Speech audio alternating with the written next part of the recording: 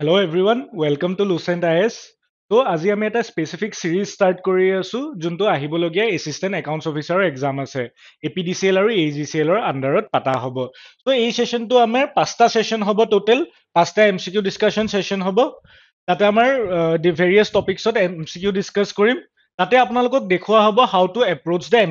এমচিকিউজ বিলাক আপোনালোকে কেনেকৈ এপ্ৰ'চ কৰিব লাগে, কাৰণ আমি যিমানেই পঢ়ি থাকো কিন্তু এক্সামত গৈ পেলাই কি হয় আমি এমচিকিউজ বিলাক এটেম্প কৰিব লাগে আৰু তাতে কেতিয়াবা কি হয় আমাৰ জানা টপিক এটাও পটককে ভুল হৈ যোৱা চান্স থাকে। সো কোনটো এপ্ৰ'চত আপোনালোকে এমচিকিউজ বিলাক এপ্ৰ'চ কৰিব সেইটো আপোনালোকক ইয়াত শ্ব' কৰা হ'ব। লগতে আণ্ডাৰষ্টেণ্ডিং দ্য বেচিক প্ৰিন্সিপলছ যোনবিলাক টপিক আমি কভাৰ কৰিম, যোনখিনি টপিকৰ আমি এমচিকিউ কৰিম সেইবিলাকৰ ৰিলেটেড যিমানখিনি ডাটা আছে বা ইনফৰমেশ্যন আছে সেইখিনি আপোনালোকৰ লগত শ্বেয়াৰ কৰা হ'ব। আৰু স্পেচিফিকেলি এছিষ্টেণ্ট একাউণ্টছ অফিচাৰৰ কাৰণে এটা টেষ্ট চিৰিজো লঞ্চ কৰা হৈছে ছেপাৰেটলি, সেইটো আপোনালোকে প্ৰেক্টিচৰ কাৰণে ইউজ কৰিব পাৰে। চ' দেৰি নকৰো, যিহেতু পৰীক্ষা আহি পাইছে জল্দি, আমি কুৱেশ্যনছলৈ আগবাঢ়ি গৈ থাকো। ইয়াৰ আগতে আৰু এটা কথা আছে, আমাৰ ইয়াত টপিকছ কি কি বাকী আছে, ঠিক আছে, টপিকছ আমাৰ কি কি কৰিবলগীয়া আছে। চ' ফাৰ্ষ্ট টপিক আমি ফাৰ্ষ্ট যোনটো ছেশ্যন হ'ব তাত আমি পলিটি কৰিম, য'ত এই অসমৰ পাৰ্টো ইনক্লুড থাকিব। Similarly history, art and culture এইখিনিও কৰা হ'ব। জিঅ'গ্ৰাফী আৰু এনভাইৰনমেণ্টৰ এটা ছেশ্যন লোৱা হ'ব। ইণ্ডিয়ান ইকনমি তাৰ এটা ছেশ্যন লোৱা হ'ব আৰু বেচিক জেনেৰেল নলেজৰ এটা ছেশ্যন লোৱা হ'ব। আৰু গোটেইকেইটাতে অসমৰ যোনটো পাৰ্ট সেইটো ইনক্লুডেড থাকিব। অ'কে, চ' আগবাঢ়িছো আজি আমাৰ ফাৰ্ষ্ট কুৱেশ্যনলৈ। চ' ইয়াত আমাৰ ফাৰ্ষ্ট কুৱেশ্যনটো দিছে, with reference to comptroller and auditor general CAG of India consider the following statement. ত' ফাৰ্ষ্ট ষ্টেটমেণ্ট আমাৰ ইয়াত কি দিছে, article 148 of the Indian constitution establishes the position of comptroller and auditor general of India. So' কোনটো আৰ্টিকেলে আমাৰ CAG পষ্টটো establish কৰে বুলি দিছে, আৰ্টিকেল 148। ছেকেণ্ড ষ্টেটমেণ্ট দিছে যে the CAG is appointed by the finance minister. Second statement দিছে finance মিনিষ্টাৰে কেগক এপইণ্ট কৰা হয়। আৰু থাৰ্ড ষ্টেটমেণ্টটো দিছে the CAG serves a term of 3 years। কিমান বছৰৰ কাৰণে থাকে বুলি কৈছে, 3 yearsৰ কাৰণে থাকে বুলি কৈছে, or until the age of 65 whichever is earlier. ঠিক আছে, 3 years নহ'লে বা 65 years, যোনটো বস্তুৱে আগত আহিব সেই তিমান দিনলৈকে চাৰ্ভ কৰে বুলি দিছে। তাৰপিছত দিছে আমাক চিলেক্ট দ্য কাৰেক্ট অপশ্যন। ঠিক আছে, ইয়াত কি কৈছে, কাৰেক্ট অপশ্যন চিলেক্ট কৰিব দিছে from the codes given below'. To' A option আছে 1 and 3, বি আছে 2 and 3, চি আছে 1 only, আৰু ডি আছে 1, 2 and 3। অ'কে, চ' কেগ এটা ইম্পৰ্টেণ্ট টপিক হয়, কাৰণ বিকজ আমাৰ এতিয়া কিহৰ এক্সাম আহি আছে, এছিষ্টেণ্ট একাউণ্টছ অফিচাৰ। চ' একাউণ্টছৰ লগত related comptroller and auditor general important topic হয়। চ' তাৰ ৰিলেটেড কুৱেশ্যন এটা দিছো। চ' এতিয়া আপোনালোকে এনেকুৱা কুৱেশ্যনছ বিলাক কেনেকৈ এটেম্প কৰিব সেইটো আমাৰ কাৰণে ইম্পৰ্টেণ্ট হৈ যায়। ইয়াত এতিয়া আপোনালোকে কুৱেশ্যনটো এটেম্প কৰোঁতে সদায় চাব যে কোনটো অপশ্যন আপোনালোক চিয়'ৰ যে সেইটো জানে। যেনিবা ইয়াত আমি ধৰি লৈছো আপোনালোকে অপশ্যন 1টো জানে, যে আৰ্টিকেল 148 অফ দ্য কনষ্টিটিউশ্যনে ডিল কৰে কিহৰ লগত, কেগৰ লগত ডিল কৰে, কেগৰ অফিচটো এষ্টাব্লিছ কৰাৰ লগত 148 ডিল কৰে। ঠিক আছে, যদি যোনটো ফাৰ্ষ্ট ষ্টেটমেণ্ট আছে সেইটোৰ লগত আপোনালোক চিয়'ৰ হয়, তেতিয়াহ'লে আপোনালোকে ইয়াত চাব যে ফাৰ্ষ্ট ষ্টেটমেণ্ট নাথাকা কোনটো অপশ্যন আছে। ইয়াত আমাৰ কি অপশ্যন আছে, বি 2 and 3। ঠিক আছে, চ' আমি ইয়াত কি কৰিব পাৰিম, 2 and 3 যোনটো অপশ্যন আছে সেইটো এলিমিনেট কৰি দিব পাৰো। ইয়াৰ পিছতে আমাৰ কেইটা অপশ্যন থাকি গ'ল, তিনিটা অপশ্যন, এ, চি আৰু ডি। এতিয়া নেক্সট আপোনালোকে চাওক যে কোনটো অপশ্যন আপোনালোক চিয়'ৰ যে সেইটো নহয়। ফাৰ্ষ্ট আপোনালোকে কি চালে, কোনটো অপশ্যন আপোনালোক চিয়'ৰ যে আপোনালোক জানে 100% এইটো হয়। চ' তাত আমি ধৰিলো ফাৰ্ষ্ট অপশ্যনটো আপোনালোক চিয়'ৰ জানে। এতিয়া নেক্সট চাওক যে কোনটো অপশ্যন আপোনালোক চিয়'ৰ যে সেইটো নহয়। চ' ইয়াতে যদি আপোনালোকে চাই, যদি আপোনালোকৰ আইডিয়া আছে, আপোনালোকে ভাবিব পাৰে যে এইটো একচুৱেলি 3 years নহয় 6 years হয়। আৰু এই অপশ্যনটো যদি আপোনালোকে কি কৰে, এলিমিনেট কৰি দিয়ে। চ' 3 নম্বৰ অপশ্যনটো আমি এলিমিনেট কৰি দিলো। চ' 3 নম্বৰ অপশ্যনটো যদি আমি এলিমিনেট কৰি দিওঁ, তেতিয়া ডাইৰেক্টলি আমাৰ কি কি অপশ্যন বাকী আছিলে, এ আছিলে 1 and 3। চ' 3টো আমি এলিমিনেট কৰিলো। এগেইন ডিত কি আছে, 1, 2 and 3। ইয়াতো 3 আছে কাৰণে আমি 3টো এলিমিনেট কৰি দিলো, আৰু এনেকে আমি কি এনচাৰ C1 বুলিও উলিয়াই ল'ব পৰা যায়। চ' তেনেকে আপোনালোকে ফাৰ্ষ্টতে কোনটো অপশ্যন আপোনালোক চিয়'ৰ যে জানে সেইটো চাই, আৰু কোনটো অপশ্যন আপোনালোক চিয়'ৰ যে সেইটো নহয়, সেই দুটা বস্তু চাই পেলাইও আপোনালোকে এনচাৰ ওলাব পাৰে। চ' ইয়াত আমাৰ এনচাৰ কি হয়, C1 only, বিকজ ফাৰ্ষ্ট ষ্টেটমেণ্টটো আমাৰ কাৰেক্ট হয়, 148 আৰ্টিকেলৰ পৰা এষ্টাব্লিছ কৰা হয় কেগৰ অফিচটো। ছেকেণ্ড, আমাৰ ফাইনেন্স মিনিষ্টাৰে এপইণ্ট নকৰে, কোনে এপইণ্ট কৰে, প্ৰেচিডেণ্টে এপইণ্ট কৰা হয়। অ'কে, আৰু কেগৰ টাৰ্ম কিমান হয়, 3 years নহয়, এইটো 6 years হয়। অ'কে, চ' এইকেইটাৰ কাৰণে আমাৰ ছেকেণ্ড আৰু থাৰ্ড ষ্টেটমেণ্টটো ৰং, আৰু ফাৰ্ষ্ট ষ্টেটমেণ্টটো অনলি কাৰেক্ট। চ' চি অপশ্যন 1টো আমাৰ কাৰেক্ট হয়। অ'কে, আগবাঢ়িছো ইয়াত। এক্সপ্লেনেশ্যনটো আপোনালোকক দিয়া আছে আৰু কেগৰ ৰিলেটেড কিছুমান ইনফৰমেশ্যনো আপোনালোকৰ ইয়াত দিয়া আছে এইখিনি আপোনালোকে পিডিএফৰ যোনটো লিংক আছে সেইটো কমেণ্টত দি দিয়া হ'ব আপোনালোকে তাৰপৰা সেইটো পিডিএফটো ডাউনলোড কৰি বস্তুখিনি চাই ল'ব পাৰিব অ'কে কেগৰ ৰিলেটেড আমাৰ কনষ্টিটিউচনেল প্ৰভিজন যিমান আছে সেইখিনিও ইয়াত দিয়া আছে চ' এই আৰ্টিকেল কেইটা বা শিডিউল কেইটা আপোনালোকে এবাৰ ভালকে চাই ল'ব মনত ৰাখিব কাৰণ যিহেতু একাউণ্টছৰ এক্সাম হয় চ' এইটো আহা বহুত বেছি চান্স আছে টপিকটো বহুত বেছি ইম্পৰ্টেণ্ট হৈ যায় আগবাঢ়িছো আমাৰ ছেকেণ্ড কুৱেশ্যনলৈ চ' এগেইন একাউণ্টছ ৰিলেটেড কুৱেশ্যন দিছো যিহেতু একাউণ্টছ এক্সাম সেইকাৰণে একাউণ্টছৰ ৰিলেটেড টপিক বিলাকে আমি ইয়াত কভাৰ কৰিব ট্ৰাই কৰিম চ' নেক্সট কুৱেশ্যন দিছো with reference two finance commission আমাৰ ফাইনেন্স কমিশ্যন এষ্টাব্লিছ কৰা হয় চ' ফাইনেন্স কমিশ্যন ৰিলেটেড কিছুমান ষ্টেটমেণ্ট দিয়া হৈছে ফাৰ্ষ্ট ষ্টেটমেণ্টটো আছে Article 280 and Article 281 of the Constitution of India deals with the provisions related to Finance Commission of India. ঠিক আছে কোন দুটা আৰ্টিকেল আৰ্টিকেল 280 আৰু 281 সো ইয়াত আপোনালোকে জানিব লাগিব যে আৰ্টিকেল 280 আৰু 281 কি হয় ফাইনেন্স কমিশ্যনৰ লগত ৰিলেটেড হয় নে নহয় Second, this is the 16th Finance Commission was constituted in 2023 with Sri Aravind Panagaria as its chairman. So, যোনটো 16th Finance Commission form কৰা হৈছে 2023 তাৰ chairman কোন বুলি দিছে Sri Arvind Panageria. Okay, আৰু third statement আমাৰ দিছে যোনখন 15 Finance Commission আছিলে the 15 Finance Commission fixed the devolution of taxes of union and states at 41%. So ইয়াত বেসিক্যালি আপোনালোকে ফাইনেন্স কমিশন কি হয় আইডিয়া থাকিব লাগে সো ফাইনেন্স কমিশনৰ বেসিক ফাংশনিংটো কি হয় ফাইনেন্স কমিশনে কি কৰে ষ্টেটস আৰু চেণ্টাৰৰ মাজত টেক্স শেয়াৰটো কিমান হ'ব হেতু ডিসাইড কৰে আৰু ষ্টেটস বিলাকৰ মাজত টেক্স শেয়াৰ কিমান হ'ব হেতু ডিসাইড কৰে সো লাষ্ট ষ্টেটমেন্টটো আমাক দিছে যে ইউনিয়ন আৰু ষ্টেটছৰ মাজত টেক্স শেয়াৰটো কিমান হ'ব 41% হ'ব বুলি ডিসাইড কৰিছিলে 15 ফাইনেন্স কমিশনে ইয়াত আমাক এগেইন কি দিছে সিলেক্ট দা কাৰেক্ট অপশন সদায় কেয়াৰফুল হ'ব ইয়াত সদায় আপোনালোকে চাব কাৰেক্ট নে ইনকাৰেক্ট দিয়া আছে চাওক ইয়াত মই কুৱেশ্যনটো কৰোতে সদায় বস্তুবিলাক আন্ডাৰলাইন কৰি গৈছো এইটো এটা টেকনিক হয় যাতে আপোনাৰ কি হয় কুৱেশ্যনছ বিলাক ভুল নহয় সদায় মনত কৰি যাব কুৱেশ্যনটো পঢ়োতে যোনকেইটা ইম্পৰ্টেণ্ট কিৱৰ্ড থাকে আৰ্টিকেলছ থাকে ঠিক আছে সেইবিলাক বস্তু আন্ডাৰলাইন কৰি যাব যাতে আপোনালোকে কুৱেশ্যনটো এবাৰ কমপ্লিটলি পঢ়াৰ পিছত আকৌ যেতিয়া চকু ফুৰাই চাব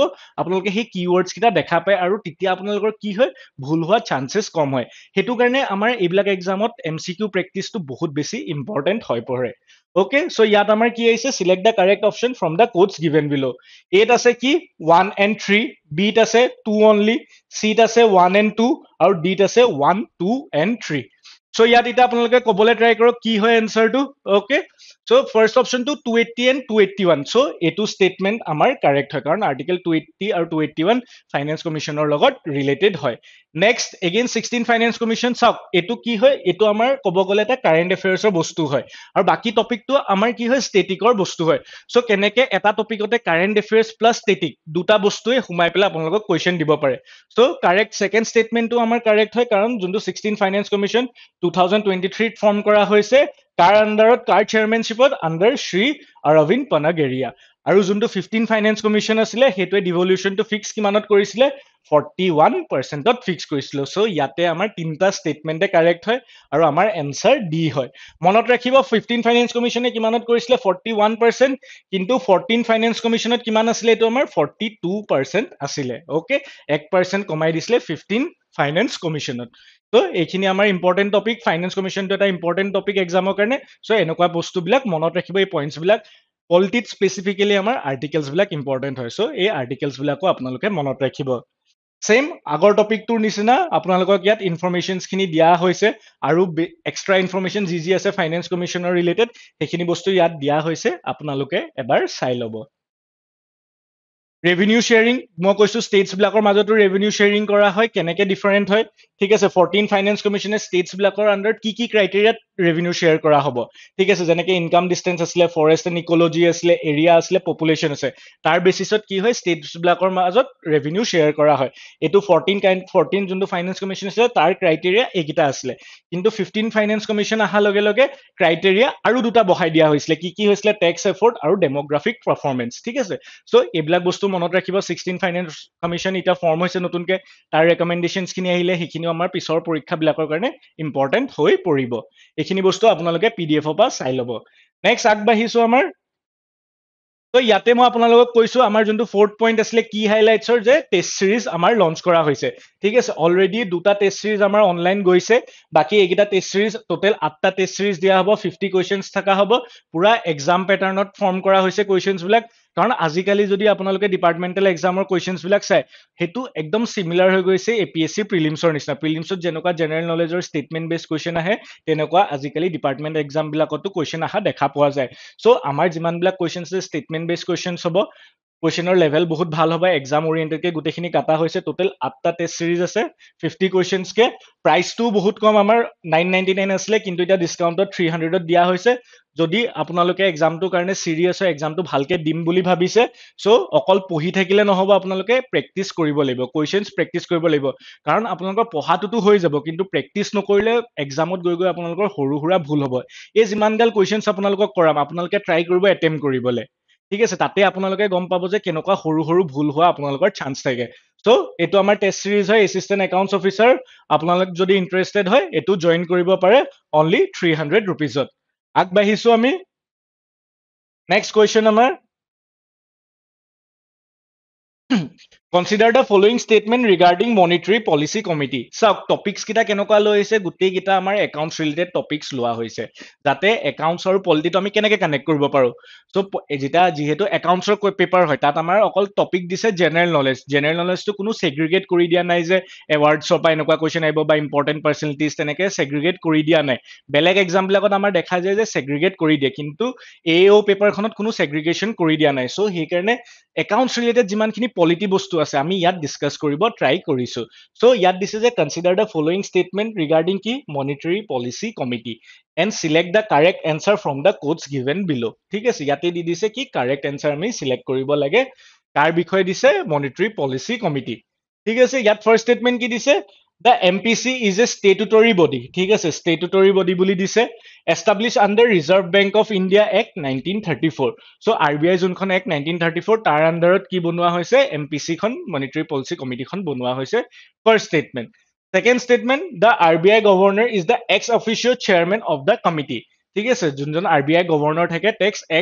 তেখেত কি হয় চেয়াৰমেন হয় of the committee বুলি দিয়া আছে আৰু থাৰ্ড টু কি দিছে the primary objective of MPC ঠিক আছে monetary policy committee is to maintain inflation target of 4% within a band of plus বা minus 2% ঠিক আছে তো ইয়াত আমাৰ এতিয়া চাব লাগিব যে এইকেইটা ভিতৰত কোনকেইটা ষ্টেটমেণ্ট কাৰেক্ট তো ইয়াত আমাক দিছে কাৰেক্ট অপশ্যন 8 কি আছে 1 and 3 did 2 and 3 seat 1 2 and 3 did none of the above তো আপোনালোকে এইবিলাক টপিক যদি আইডিয়া নাই ভালকে পঢ়িব টপিক খিনি ৰিলেটেড দিয়া আছে সো ইয়াৰ আমাৰ কাৰেক্ট এনসাৰ কি হ'ব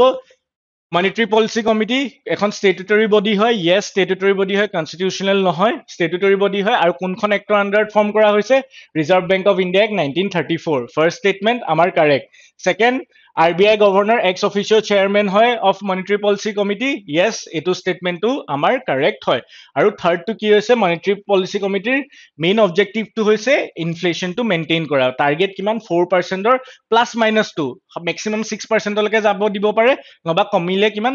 মেক্সিমাম 2%লৈকে যাব দিব পাৰে ঠিক আছে তেনেকুৱা এটা বেণ্ডত মনিটাৰী পলিচিৰ ডিউটি হৈছে যে ইনফ্লেশ্যনটো মেইনটেইন কৰা সো ইয়াতে আমাৰ এনসাৰ কি হয় সি 1 2 and 3 গোটেইকেইটা অপশ্যন আমাৰ কাৰেক্ট হয় আগবাঢ়িছো আমি মনিটাৰী পলিচি কমিটি ঠিক আছে মেম্বাৰ্স কোন কোন হয় গোটেই ইনফৰমেশ্যন খিনি দিয়া আছে RBI গভৰ্ণৰ চেয়াৰপাৰসন থাকে লগতে ডেপুটি গভৰ্ণৰ ইনচাৰ্জ ঠিক আছে RBI deputy governor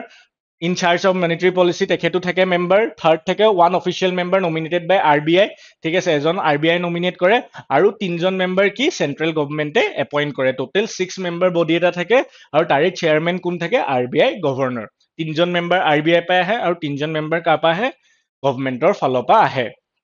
so decisions বিলাক কি হয় মেজৰিটি ভোটত লোৱা হয় যিমানখিনি ডিসিশনস ল'ব লাগে মেজৰিটি ভোটত লোৱা হয় আৰু ইন কেস অফ টাই হলে কি হয় গভৰ্ণৰ যোনজন RBI গভৰ্ণৰ তেখেতৰ কাস্টিং ভোট থাকে সো এইবিলাক বস্তু ইম্পৰ্টেন্ট হয় এইবিলাক বস্তু মনত ৰাখিবা টেকনিক্যালিটিত বহুত কোৱেশ্চন পলিটিত হুদা যায় পলিটিক কোৱেশ্চনস বিলাক সিম্পল হয় কিন্তু যদি তোমালোকৰ কনসেপ্ট ক্লিয়াৰ নাথাকে তিনতিয়া কিন্তু কোৱেশ্চনস বিলাক বহুত ডিফিকাল্ট হৈ যাব পাৰে সো এইবিলাক যিমানখিনি PDF টো দিয়া হৈ আছে extra information about the topic এইখিনি ভালকে চাই লবা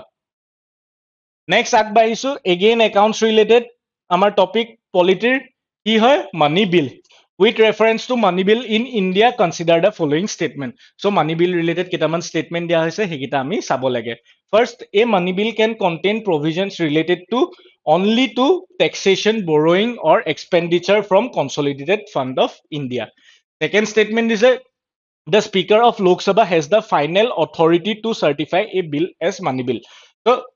এখন বিল মানি বিল হয় নে নহয় হেতুৰ ফাইনেল অথৰিটি কাৰ ওচৰত থাকে বুলি কৈছে স্পিকাৰ অফ লোকসভাৰ ওচৰত থাকে বুলি কৈছে third statement the Rajya Sabha can amend a money bill before returning to the Lok Sabha so' যেনেকে এখন বিল পাছ হলে কি হয় যোনটো হাউচে যেনিবা এতিয়া বিল এখন লোকসভাই ইন্ট্ৰডিউচ কৰিছে ইন্ট্ৰডিউচ কৰাৰ পিছত কি হয় এখন ৰাজ্যসভাতে আহে ৰাজ্যসভাই এমেন্ড কৰিব পাৰে চ' বিল বিলাকত তেনেকুৱা হয় চ' মানি বিলৰ ক্ষেত্ৰতো সেম কৈছে যে ৰাজ্যসভাৰো পাৱাৰ থাকে মানি বিলখন এমেন্ড কৰিবৰ কাৰণে Fourth point is that the Supreme Court has no jurisdiction. Monot rakhiba no jurisdiction to review whether a bill is correctly classified as money bill. Okay, এখন বিল যে লোকসভাৰ যোনজন স্পিকাৰ আছে তেখেতে এখন মানি বিল কাৰেক্টলি যে এখন মানি বিল বুলি ডিক্লেয়াৰ কৰিছে সেইটো ৰিভিউ কৰিবলৈ সুপ্ৰিম কোৰ্টৰ ওচৰত কোনো জুৰিছডিকশ্যন নাই বুলি কৈছে থাৰ্ড লাষ্ট আমাৰ যোনটো ফৰ্থ ষ্টেটমেণ্ট আছে সেইটোৱে তো ইয়াতে আমাৰ কি দিছে which of the statement given above is or are correct ইয়াৰ ভিতৰত দিয়া কোনকেইটা ষ্টেটমেণ্ট কাৰেক্ট এত দিছে 1 and 2 বিত দিছে 2 and 3 চিত দিছে 1 2 and 4 আৰু ডিত দিছে 1 3 and 4 তো এই কুৱেশ্যনটো এতিয়া আমি কেনেকে কৰো তো ইয়াত আমি এতিয়া চাওঁ যে কোনকেইটা ষ্টেটমেণ্ট কাৰেক্ট হয় যোনে পলিটি অলপ বেছিক পঢ়িছে বেছিক পলিটি যাৰ আইডিয়া আছে চবেই জানে যে ছেকেণ্ড ষ্টেটমেণ্টটো আমাৰ কাৰেক্ট হয় ঠিক আছে কাৰণ এখন মানি বিল হয় নে নহয় সেইটো কোনে ডিসাইড কৰে লোকসভাৰ স্পিকাৰে ডিসাইড কৰে সো সেকেন্ড স্টেটমেন্টটো আমাৰ কাৰেক্ট হয় সেম হেতু প্যাটাৰ্ণত যোনে যোনে পলিটি পঢ়িছে সবৰে আইডিয়া আছে যে ৰাজ্যসভাৰ কোনো পাৱাৰ নাথাকে মানি বিল লৈ পেলে সো ইয়াতে আমি কি হয় স্টেটমেন্ট 2 টো কাৰেক্ট বুলি ধৰিব পাৰো আৰু 3 টো ৰং বুলি ধৰিব পাৰো হেতু হিচাপত চাও আমি এটা পইণ্টছ কোনকিটা এলিমিনেট কৰিব পাৰো ঠিক আছে 2 টো কাৰেক্ট ইয়াত আমাৰ 2 টো কাৰেক্ট সো এই পইণ্টটো আছে এই পইণ্টটো আমাৰ আছে 3 টো আমি ৰিজেক্ট কৰিছো সো এই পইণ্টটো গল 3 টো এগেইন ৰিজেক্ট কৰিছো ইয়াত কি আছে আমাৰ 3 নাই সো এইটো পইণ্ট থাকিলে আৰু ডিত কি আছে ডিত 3 আছে সো এইটো পইণ্ট ৰিজেক্ট কৰিলো ইয়াত চাওক এতিয়া আপোনালোকৰ অকমান ইনফৰমেশনতে আপোনালোকে 50-50 লৈ নিব পাৰে হয় টপিক বিলাকত কি হ'ব কোৱেশ্চন এনেকুৱা টপিকত আহিব পাৰে ঠিক আছে যোনবিলাকত আপুনি এটা টপিকৰ এটা মানি বিলৰ গোটেইকেইটা পইণ্টছ নাজানিব পাৰে তাত আপোনালোকে ট্ৰাই কৰিব যে যোনটো জানো যোনটো নাজানো সেইকেইটা বস্তু উলিয়াই ল'ব আৰু তাৰপিছত এলিমিনেট কৰিব ট্ৰাই কৰিব সো ইয়াত এতিয়া আমাৰ কি হৈছে অপশন আহি গৈছে 1 and 2 আৰু 1 2 and 4 ঠিক আছে সো 1 and 2 দুইটাতে কমন আছে মানে 1 and 2 আমাৰ কাৰেক্ট হয় সো এতিয়া আমি অকল চাব লাগিব কি 4 টো কাৰেক্ট হয় নে নহয় ঠিক আছে 4 টোত সো আমাক কি দিছে the supreme court has no jurisdiction to review whether a bill is correctly classified as a money bill ঠিক আছে সো এই ষ্টেটমেন্টটো যদি আপোনালোকৰ আইডিয়া নাই এইটো কাৰেণ্ট এফেয়াৰ্ছত আছিলে যে যোনখন আধাৰ এক্ট আহিছিলে তাৰ পিছৰ পৰা কি সেইখন বিলো সুপ্ৰিম কোৰ্টে জাষ্ট হেৰি কৰিছিলে ৰিভিউ কৰিছিলে এজ এ মানি বিল হয় নে নহয় সো ইয়াত আমি কি ক'ব পাৰো যে সুপ্ৰিম কোৰ্টৰ নো জুৰিছডিকশ্যন নহয় ইয়েছ জুৰিছডিকশ্যন আছে to review whether a bill was correctly classified as a money bill so ইয়াত আমাৰ কাৰেক্ট ষ্টেটমেন্ট কোনটো হৈ যায় সি 1 2 and 4 ঠিক আছে সো 1 মানি বিলৰ যোনটো provisions কি কি আছে হেতু কাৰেক্ট হয় 2 লোকসভা হয় আৰু ফোৰ্থ যোনটো ষ্টেটমেন্ট আছে সুপ্ৰিম কোৰ্টৰ হেতু আমাৰ কাৰেক্ট হয় ঠিক আছে সো ভুল কি হয় Rajya Sabha can amend a money bill before returning to the Lok Sabha so ৰাজ্যসভাৰ মানি বিল ৰিলেটেড কোনো ইমান বেছি পাৱাৰ নাথাকে কাৰণ মানি বিল এখন কি মানি বিল এখন সদায় প্ৰেসিডেন্টৰ পাৰমিশনত ইন্ট্ৰডিউচ কৰা হয় প্ৰেসিডেন্টৰ পৰা প্ৰথমতে পাৰমিশন লোৱা হয় তাৰপিছত মানি বিল এখন ইন্ট্ৰডিউচ কৰা হয় আৰু ইন্ট্ৰডিউচ ক'ত কৰা হয় অকল লোকসভাতহে ইন্ট্ৰডিউচ কৰা হয় ৰাজ্যসভাত ইন্ট্ৰডিউচ কৰা নহয় সো সেইটো কাৰণে কি হয় লোকসভাৰ বেছি পাৱাৰ থাকে আৰু লোকসভাই এখন মানি বিল পাছ কৰাৰ পিছত ৰাজ্যসভাৰ ওচৰত পাৱাৰ কি থাকে অকল সাজেশনছ দিবলে তেখেতসকলে এমেন্ড কৰিব নোৱাৰে ৰাজ্যসভাই মানি বিল এখন এমেন্ড কৰিব নোৱাৰে অকল সাজেশন দিব পাৰে আৰু সাজেশনটো পঠোৱাৰ পিছত লোকসভাই একচেপ্ট কৰক নকৰক সেইটো তেখেতসকলৰ কথা তেখেতসকলে তেনেকেই থৈ দিব পাৰে আৰু উইদিন 14 ডেজ ঠিক আছে উইদিন 14 ডেজ বিলখন যোনখিনি সাজেশন দিছে একচেপ্ট কৰক নকৰক তাৰপিছত কিন্তু 14 ডেজৰ পিছত বিলখন পাছ হৈ যায় সো মানি বিলৰ ক্ষেত্ৰত আমি দেখা পাওঁ যে লোকসভাৰ এটা এক্সট্ৰা অৰ্ডিনাৰী পাৱাৰ থাকে ওকে তো মানি বিলৰ ৰিলেটেড এক্সট্ৰা ইনফৰমেশ্যনছ খিনি ইয়াত দিয়া আছে আপোনালোকে পঢ়ি ল'ব কোনটো ষ্টেটমেণ্ট কিয় কাৰেক্ট কোনটো ৰং কিয় গোটেই ইনফৰমেশ্যনছ খিনি দিয়া আছে চাওক এইবিলাক টপিক কাৰেণ্ট এফেয়াৰ্ছৰ হয় নিউজত আছে নিউজৰ ক্লিপিংটো মই আপোনালোকক দেখাই দিছো ইয়াতো আপোনালোকে চাই ল'ব পাৰে এইবিলাক চব নিউজত আছে সেইকাৰণে আপোনালোকক এই টপিকটো দিয়া হৈছে নেক্সট আমি আগবাঢ়িছো ফাইনেন্স কমিশ্যন আমি চাইছো চ' এতিয়া Assam finance commission Assam related যিহেতু অসমৰ এক্সাম হয় অসম ৰিলেটেডো কুৱেশ্যন অহা বহুত চান্সেছ থাকে চ' ইয়াত কি দিছো consider the following statement regarding Assam state finance commission Assam state finance কমিশ্যনৰ ৰিলেটেড কেইটামান ষ্টেটমেণ্ট দিয়া হৈছে চ' ফাৰ্ষ্ট ষ্টেটমেণ্টটো দিছে the chairman of the first Assam state finance commission was Shri M Taimur ঠিক আছে চ' ফাৰ্ষ্ট যোনটো আমাৰ Assam state finance commission form কৰা হৈছিলে তাৰ চেয়াৰমেন কোন আছে বুলি দিছিলে শ্ৰী এম তাইমুৰ ঠিক আছে সেকেন্ড দিছে article 243I of the Constitution of India provides provisions for formation of state finance commission so Assam যোনটো state finance commission ফৰ্ম কৰা হয় এটো কোনটো আৰ্টিকেলৰ আন্ডাৰত ফৰ্ম কৰা হয় আৰ্টিকেল 243I বুলি দিয়া হৈছে and third statement to ki dise recently governor of Assam constituted the 7th Assam State Finance Commission consisting of Lieutenant General Rana Pratap Kolita as the chairman. So recently ki hoise Ohomor junkhon 7th Finance Assam State Finance Commission hekhon form kora hoise kune form korise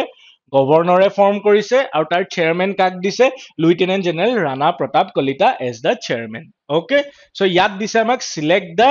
correct option from the codes below ঠিক আছে ইয়াতে আমাক দিছে correct option কোনটো হয় হেতু আমাক select কৰিবলে সো ইয়াত চাওক ইয়াত আপোনালোকে দুটা বস্তু লৈ প্লে শিওৰ এটো কোৱেশ্চন কাৰণ ইমানো বেছি টান নহয় যে আৰ্টিকেলছ বিলাক যদি আপোনালোকৰ পলিটিৰ জানে যে সেকেন্ড ষ্টেটমেন্টটো কাৰেক্ট হয় যে 243I প্ৰভিজনছ দিয়ে টু ফৰ্ম দা আসাম ষ্টেট ফাইনেন্স কমিশ্যন আৰু যদি আপোনালোকে কাৰেণ্ট এফেয়াৰ্ছ ফলো কৰিছে দেন জানে যে যোনটো 7 Assam state finance commission form কৰা হৈছে তাৰ চেয়াৰমেন কোন Lieutenant General Rana Pratap Kolita তেখেত চেয়াৰমেন হয় সো ইয়াতে আমাৰ এটা আহি যায় যে ফাৰ্স্ট ষ্টেটমেন্টটো কাৰেক্ট হয় নে ৰং হয় সো ইয়াত আমি চাও সেকেন্ড আৰু থাৰ্ড ষ্টেটমেন্টৰ বেসিছত ঠিক আছে সেকেন্ড আৰু থাৰ্ড আমাৰ অপচন কোড আছে ইয়াত নাই এটুত নাই গুটেই কিটা আমি এলিমিনেট কৰিয়ে দিব পাৰো সো সি হৈ যায় 1 2 and 3 চাওক দুটা ষ্টেটমেন্ট জানিলে থাৰ্ডটো জানক নাজানক কিন্তু আপোনালোকৰ কি হৈছে এনসাৰ ওলাই গৈছে এনেকেও আপোনালোকে কোৱেশ্চনছ বিলাক এটেম্প কৰিব পাৰে ফাৰ্স্ট ষ্টেটমেন্টটো কাৰণ টান হয় আপোনালোকৰ আইডিয়া নাথাকিব পাৰে যে ফাৰ্স্ট চেয়াৰমেন কোন আছিলে ঠিক আছে first chairman of Assam state finance commission কোন আছিলে আপোনালোকে নাথাকিব পাৰে কিন্তু এপিএসসি এনেকুৱাকেও কোৱেশ্চনছ বিলাক দিয়ে যাতে আপোনালোকে কাৰেক্টলি যদি অকমান লজিক্যালি বস্তুবিলাক ভাবে তেতিয়া আপোনালোকে কাৰেক্টলি এটেম্প কৰিব পাৰে সো ইয়াত যদি আপোনালোকে সেকেন্ড আৰু থাৰ্ড ষ্টেটমেন্ট যোনকেইটা ৰিসেন্ট হয় এটো আপোনালোকৰ ষ্টেটিক ইনফৰমেশ্যন এইবিলাক আপোনালোকে জানিব লাগিব আৰু এটো আপোনাৰ কাৰেণ্ট এফেয়াৰ্ছ ঠিক আছে কাৰেণ্ট এফেয়াৰ্ছও আপোনালোকে জানিব লাগিব এক্সামৰ কাৰণে সো এই দুটা বস্তু আৰু ষ্টেটিক যদি আৰু আপোনালোকৰ কাৰেণ্ট এফেয়াৰ্ছ ক্লিয়াৰ আছে তেতিয়া আপোনালোকে ফাৰ্স্ট ষ্টেটমেন্টটো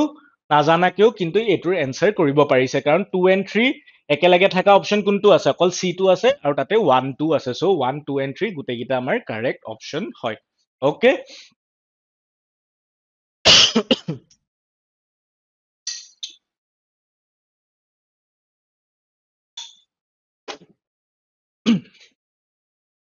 এতিয়া আমি আগবাঢ়িছো নেক্সট কোৱেশ্চনলৈ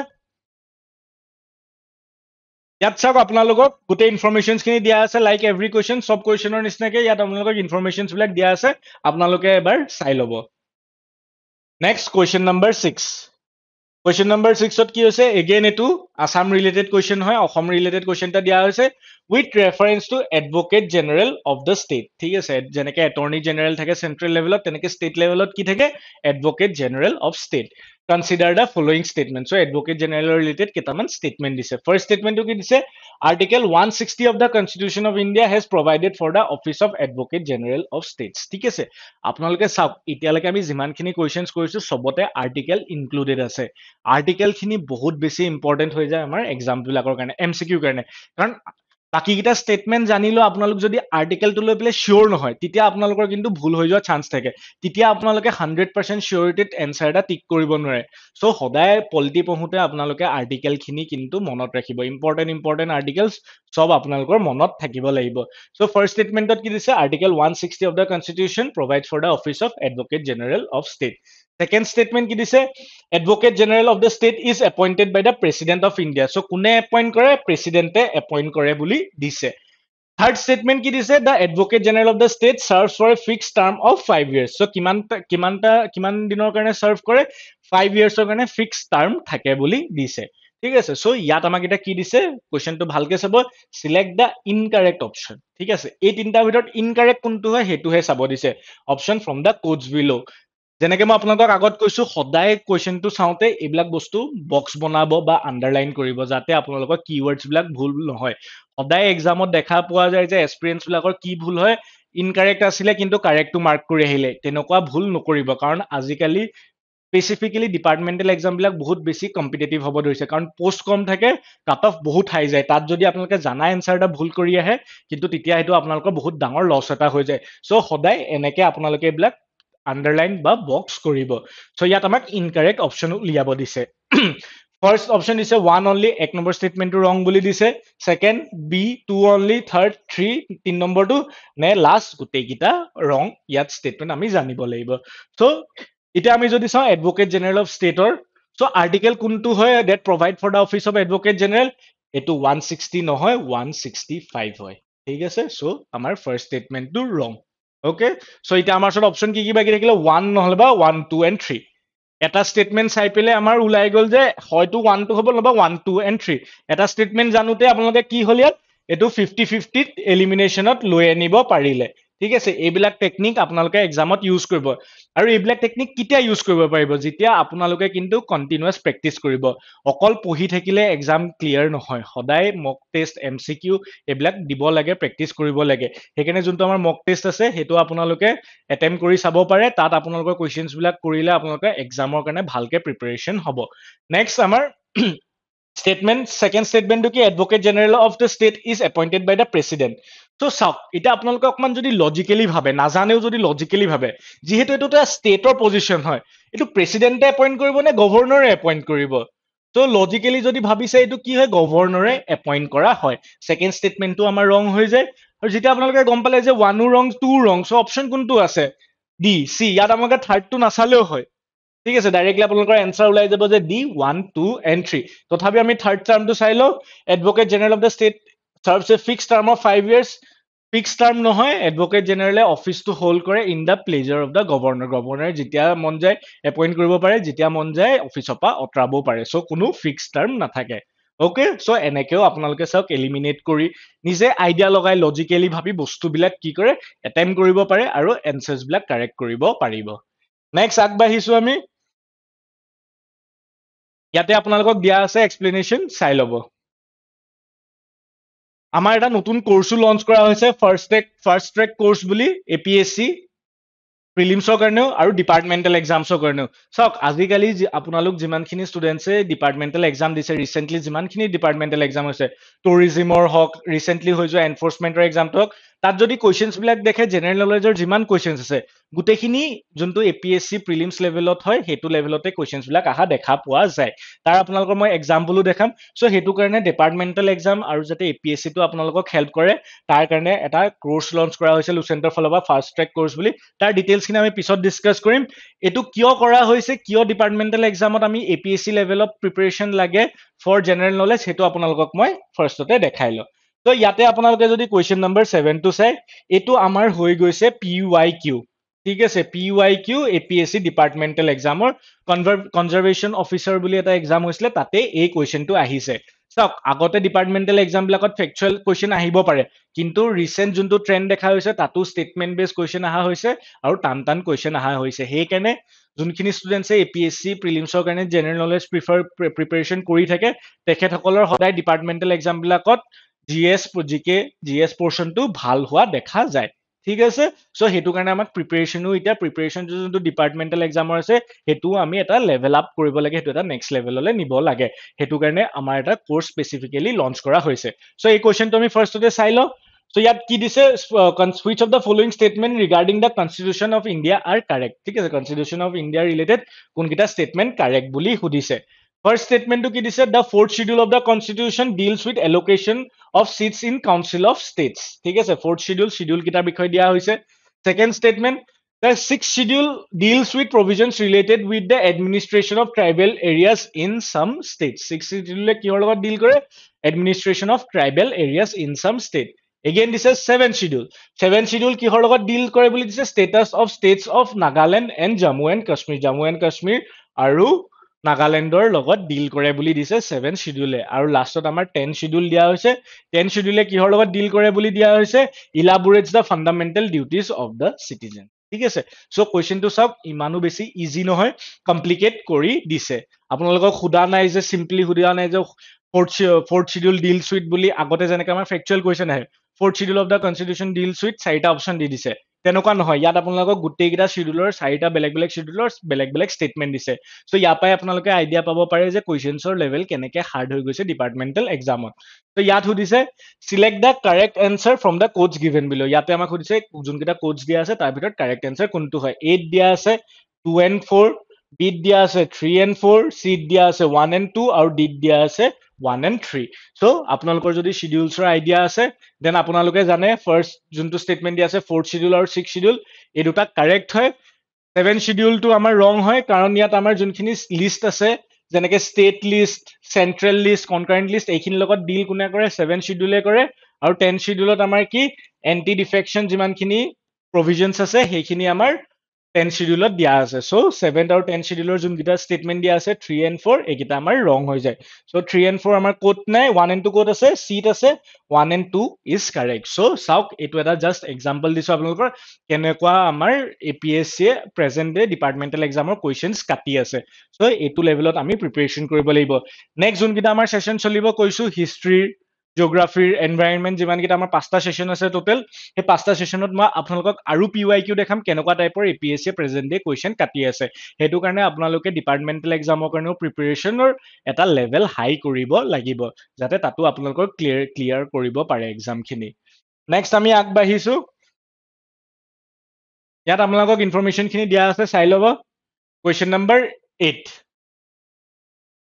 কাৰেণ্ট এফেয়াৰ্ছ টপিক হয় নিউজ পেপাৰ ক্লিপটো মই আপোনালোকক দেখাম with reference two one nation one election bill in India consider the following statement ঠিক আছে ওৱান নেশ্যন ওৱান ইলেকশ্যন বহুত নিউজত আছে লাষ্ট 1-2 yearsৰ পৰা ঠিক আছে গভমেণ্টে বিচাৰিছে যে ষ্টেট চেণ্টাৰ এইবিলাকৰ চব ইলেকশ্যন কি হয় একেটা টাইমতে পাতা হওক যাতে এডমিনিষ্ট্ৰেটিভ কনভিনিয়েন্স হওক পইচা খৰচা কম হওক চ' সেইকাৰণে ওৱান নেশ্যন ওৱান ইলেকশ্যনৰ কথাটো চলি আছে চ' তাৰ ৰিলেটেড যোনখন বিল আছে সেইখনৰ ৰিলেটেড কিছুমান ষ্টেটমেণ্ট আমাক দিয়া আছে ত' ফাৰ্ষ্ট ষ্টেটমেণ্ট দিয়া কি আছে The Constitutional Amendment Bill related to One Nation, One Election proposes to amend Article 324 of the Constitution. কি কৰিব ওৱান নেশ্যন ওৱান ইলেকশ্যন যোনখন আছে সেইখনে কি এমেণ্ড কৰিব article 324 of the constitution amend কৰিব বুলি দিছে ঠিক আছে ফাৰ্ষ্ট ষ্টেটমেণ্ট ছেকেণ্ড ষ্টেটমেণ্ট দিছে simultaneous election under the initiative will apply to Lok Sabha, state assemblies and municipal corporation. So যোনটো one nation one election ৰ কথা আহি আছে সেইটো ক'ত ইমপ্লিমেণ্ট হ'ব বা simultaneous election টো ক'ত ইমপ্লিমেণ্ট হ'ব লোক সভাত হ'ব যোনটো আমাৰ চেন্ট্ৰেল লেভেলত যোনটো ইলেকশ্যন হয় নেক্সট ষ্টেট এছেম্বলি যোনটো নেক্সট ইয়াৰ আমাৰ অসমত আহিবলগীয়া ইলেকশ্যন আছে আৰু থাৰ্ডটো দিছে মিউনিচিপাল কৰ্পৰেশ্যন মিউনিচিপালিটি যিমানখিনি ইলেকশ্যন হয় তাতো এপ্লাই হ'ব বুলি দিছে ওৱান নেশ্যন ওৱান ইলেকশ্যন বা সাইমালটেনিয়াছ ইলেকশ্যনটো ওকে থাৰ্ড ষ্টেটমেণ্ট আমাৰ কি the election commission of India has the power to postpone an assembly election if it coincides with the Lok Sabha election ঠিক আছে যে ইলেকশ্যন কমিশ্যন অফ ইণ্ডিয়াৰ পাৱাৰ থাকিব কিহৰ কাৰণে পাৱাৰ থাকিব পোষ্টপন এণ্ড এছেম্বলি ইলেকশ্যন এটা পোষ্টপন কৰিবলৈ পাৱাৰ থাকিব যদি সেইটো কোইনচাইড কৰে কিহৰ লগত লোকসভাৰ ইলেকশ্যনৰ লগত ওকে আৰু লাষ্ট ষ্টেটমেণ্ট আমাৰ কি দিছে the bill proposes adding a new article 82A to the constitution আৰু এই বিলখনে কি হ'ব নতুন আৰ্টিকেল এটা ভৰাব কি আৰ্টিকেল 82A চ' ইয়াত আমাক কি কৰিছে কাৰেক্ট অপশ্যনটো চিলেক্ট কৰিব লাগে So first option 1 and 3, B 1, 3 and 4, C 2 and 4, D 1, 2 and 3, 4 মানে all of the above. So ইয়াতে আমাৰ এতিয়া কোনটো কাৰেক্ট হয় সেইটো আমি চাব লাগিব ঠিক আছে ইয়াত যদি আমি চাওঁ ফাৰ্ষ্ট ষ্টেটমেণ্টটো আমাৰ কাৰেক্ট হয় বিকজ আৰ্টিকেল 324 এমেণ্ড কৰিব লাগিব যাতে আমি ওৱান নেশ্যন ওৱান ইলেকশ্যনৰ যোনখিনি প্ৰভিজনছ আছে সেইখিনি কনষ্টিটিউশ্যনত এড কৰিব পাৰো ছেকেণ্ড ষ্টেটমেণ্ট আমাৰ ৰং হয় বিকজ লোকসভা আৰু ষ্টেট এছেম্বলিৰ লগতহে এইটো ৰিলেটেড হয় মিউনিচিপালিটি কৰ্পৰেশ্যনছৰ লগত এইটো ৰিলেটেড নহয় চ' ইয়াত ছেকেণ্ডটো আমি এলিমিনেট কৰি দিওঁ ছেকেণ্ডটো এলিমিনেট কৰি দিলে আমাৰ কোনকেইটা অপশ্যন গ'ল চি 2 গ'ল ডি 1 2 3 4 দুটা অপশ্যন গ'ল থাকিলে কি A 1 and 3 আৰু B 1 3 and 4 অনলি ঠিক আছে চ' ইয়াত আমি এতিয়া থাৰ্ড অপশ্যনটো চাওঁ The Election Commission of India has the power to postpone an assembly election if it coincides with the Lok Sabha. Yes, a bill khonar under a power to Election Commission of dia hoise aru last juntu statement hetu correct. A bill khonar under ki hobo notun article 82A eta include kora hobo. So yat okol amar wrong statement to ki 2 hoy. ঠিক আছে, so ইয়াত আমি এটা যদি চাও কোনটো হ'ব 1 3 and 4 b B to our correct answer 1 3 and 4. Only wrong statement is 2 because yet municipal corporation incorporate kora nohoy. Okay, so year related informations খিনি ইয়াত দিয়া আছে তোমালোকে চাই লব পাৰা ইয়াত newspaper cutting to দিয়া আছে one nation one election or কিমান কিমান কি provisions আছে গোটেইখিনি বস্তু newspaper clip to দিয়া আছে তোমালোকে এবাৰ চাই লব পাৰা পঢ়ি লবা ইয়াত বহুতখিনি information তোমালোকে পাই যাবা এইবিলাক একদম current affairs topic latest topic এইবিলাক examত আহা বহুত বেছি chances আছে Next simple question কাৰণ এনেকুৱা নহয় যে সব question আমাৰ statement based question আহিব কিছুমান simple question আহিব factual question আহিব এতিয়া ক'ব গ'লে factual question যোনবিলাক আহে সেইবিলাক বেছি টান থাকে কাৰণ এইবিলাকত তোমালোকৰ কোনো elimination option নাথাকে হয়তো তোমালোকে answer জানা হয়তো তোমালোকে নাজানা at least statement based question আহিলে তোমালোকে eliminate কৰিব পৰা এটা option থাকে so এইটো এটা factual question এনেকুৱা questions বিলাক according to me মোৰ personal view এইবিলাক question বেছি টান হয় ঠিক আছে so question number 9 ইয়াত কি দিছে according to Supreme Court of India the right to contest an election is ঠিক আছে সুপ্ৰিম কোৰ্টৰ মতে যোনটো আমাৰ অধিকাৰ আছে ইলেকশ্যন কন্টেষ্ট কৰা বা ইলেকশ্যনত উঠা হেতু কি হয় বুলি কৈছে ঠিক আছে এ ফান্ডামেন্টাল ৰাইট হয় লিগেল ৰাইট হয় কনস্টিটিউশনাল ৰাইট হয় নে নেচাৰেল ৰাইট হয় সো ইয়াৰ যদি তোমালোকে এনসাৰটো নাজানা ইয়াৰ এনসাৰটো হৈছে আমাৰ বি এটো এটা কি হয় লিগেল ৰাইট হয় কাৰণ ফান্ডামেন্টাল ৰাইটতো আমাৰ এটো কোনো প্ৰভিজন নাই কনস্টিটিউশনাল ৰাইটতো তেনেকুৱা কোনো প্ৰভিজন নাই সো এটো আমাৰ কি হয় এটা লিগেল ৰাইট হয় ওকে সো এগেইন কি হৈছে নিউজত আছে নিউজত আৰ্টিকেল আহিছে right to contest election is not a fundamental right it's only a right conferred by the statute Supreme Court ঠিক আছে সো এটো এটা আমাৰ কি হয় লিগেল ৰাইট হয় statute যেনেকে representation of people like 1951 এইবিলাকৰ পৰা আমি কি পাও নিজৰ এই ৰাইটটো পাও টু কন্টেষ্ট ইন ইলেকশ্যন ঠিক আছে সো এটো that is not a fundamental right not a constitutional right okay so recently আহা নিউজ ঠিক আছে এইবিলাক বস্তু তোমালোকে চাই লবা নেক্সট আমি আগবাঢ়িছো আজি আমাৰ লাষ্ট কোৱেশ্চন আজি সেশনটো লাষ্ট কোৱেশ্চন পলিটিৰ আমি 10টা কৰিছো 10টা কোৱেশ্চন কৰিছো কিন্তু 10টা কোৱেশ্চনে যদি আপোনালোকে চাই ইম্পৰ্টেন্ট একাউন্টছৰ ষ্টাৰ্টিং যিমান কিটা কোৱেশ্চন আছে একাউন্টছ ৰিলেটেড যিমানখিনি টপিক আছে মেক্সিমাম খিনি আমাৰ কভাৰ কৰা হৈছে সো লাষ্ট কোৱেশ্চন আমাৰ আজি with reference to the constitutional provisions regarding the size of council of ministers in India consider the following statements so যোনটো council of ministers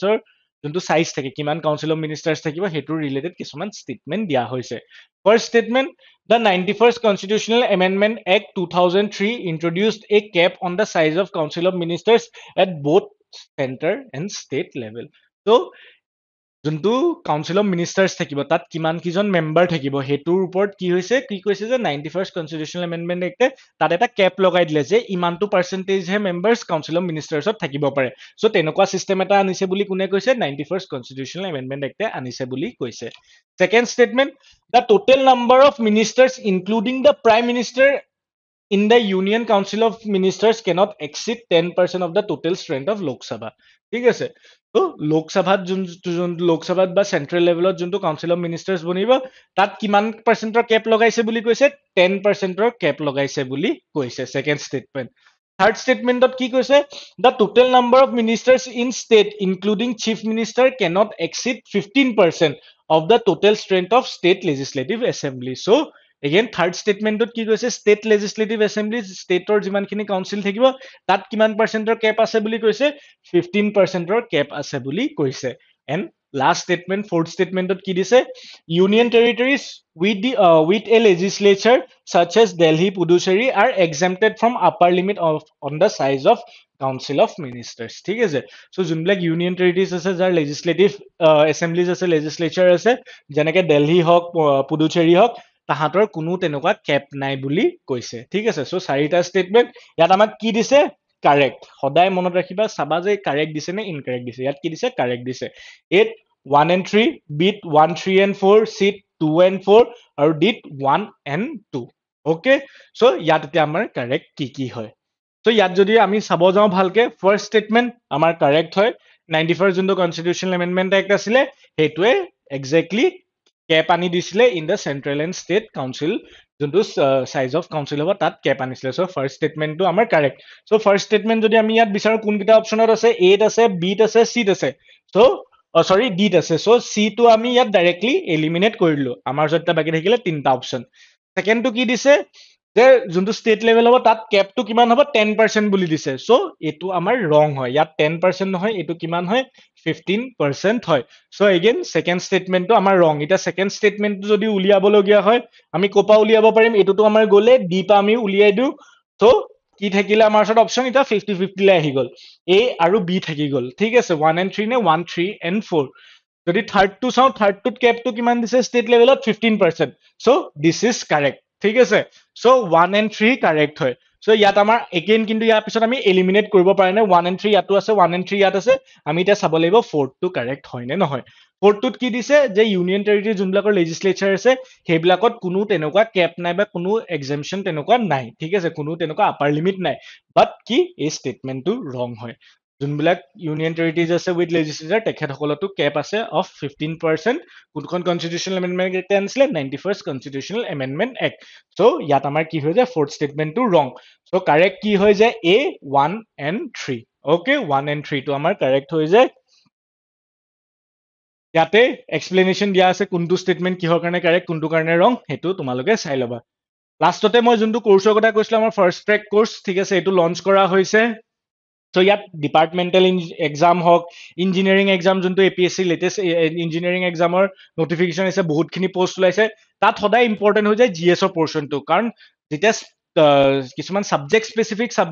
থাকে চ' তাত এপ্লাই কোনে কৰে যোনখিনি আইডিয়া থাকে মেক্সিমাম সেই ছাবজেক্টৰ আইডিয়া থাকে তেখেতসকলে এপ্লাই কৰে আৰু সেইটোত মাৰ্কছ কৰিব পাৰে স্পেচিয়েলাইজ পেপাৰখনত সদায় মাৰ্কছ উঠে কিন্তু জেনেৰেল পেপাৰখনত কি হয় সদায় দেখা যায় যে যোনে APSC প্ৰিলিমছৰ কাৰণে প্ৰিপেয়াৰ কৰি আছে তেখেতসকলৰে মাৰ্কছ আহে চ' সেইটো কাৰণে ফাৰ্ষ্ট ট্ৰেক কোৰ্চ এটা লঞ্চ কৰা হৈছে ডিপাৰ্টমেণ্টেল এক্সাম হওক ইঞ্জিনিয়াৰিং যোনটো এক্সাম আহিছে তাৰ কাৰণে বা ইভেন APSC CCE প্ৰিলিমছতো আপোনালোকক হেল্প কৰিব চ' ইয়াত কমপ্লিট কোৰ্চ কভাৰেজ কৰা হ'ব comprehensively geography polity history art and culture economy environment যি ছাবজেক্ট আছে গোটেইখিনি আপোনালোকৰ কভাৰ কৰা হ'ব চৰি নেক্সট আছাম চেন্ট্ৰিককে স্পেচিফিক ক্লাছ হ'ব কাৰণ এক্সামবিলাকত দেখিছে আপোনালোকৰ আজিকালি এৰাউণ্ড 30-40% কি আহে আছাম স্পেচিফিক কুৱেশ্যনছ আহে চ' আছাম স্পেচিফিকেলি বেলেগ বেলেগ ক্লাছ হ'ব সেইখিনি গোটেইখিনি আপোনালোকৰ কভাৰ কৰা হ'ব নেক্সট ষ্টাডি মেটেৰিয়েল দিয়া হ'ব প্ৰাৰম্ভ বুলি আমাৰ লুচেণ্টৰ বুক এখন আছে বুকখন আপোনালোকক প্ৰভাইড কৰা হ'ব য'ত A to Z of the syllabus cover কৰা হৈছে সেইখন বুকৰ পৰাও আপোনালোকে বহুত হেল্প ল'ব পাৰে আৰু ইয়াতে আমাৰ ফাইনেল যোনটো সাধনা টেষ্ট চিৰিজ আছে প্ৰিলিমছৰ টেষ্ট চিৰিজ আছে সেইটো ইনক্লুড কৰা হ'ব ঠিক আছে এইটো নতুন কোৰ্চ আমাৰ লুচেণ্টৰ ফালৰ পৰা লঞ্চ কৰা হৈছে আপোনালোক যদি ইণ্টাৰেষ্টেড APSC প্ৰিলিমছ দিবলৈ বা অন্যান্য যিমানখিনি ডিপাৰ্টমেণ্টেল এক্সাম ওলাইছে গোটেইটোতে আপোনালোকক হেল্প কৰিব ইয়াতে আমাৰ হোৱাটছএপ নাম্বাৰ দি থোৱা আছে আপোনালোকে ইয়াতে কল কৰি বাকী ডিটেইলছখিনি ল'ব পাৰিব চ' আমাৰ 5টা ছেশ্যনৰ আজি ফাৰ্ষ্ট ছেশ্যনটো আমি ইয়াতে শেষ কৰিছো নেক্সট ছেশ্যনত আৰু আমাৰ টপিক আছে যেনেকৈ মই দেখাইছিলো হিষ্ট্ৰী জিঅ'গ্ৰাফী এইখিনি আমি নেক্সট ছেশ্যনত কণ্টিনিউ কৰি যাম চ' আজিৰ কাৰণে ক্লাছটো ইয়াতে এণ্ড কৰিছো নেক্সট ছেশ্যনত আশা কৰো সকলোকে লগ পাম থেংক ইউ